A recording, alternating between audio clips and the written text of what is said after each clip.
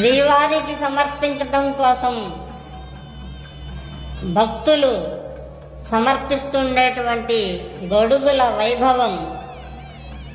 గొడుగు అంటే ఛత్రం.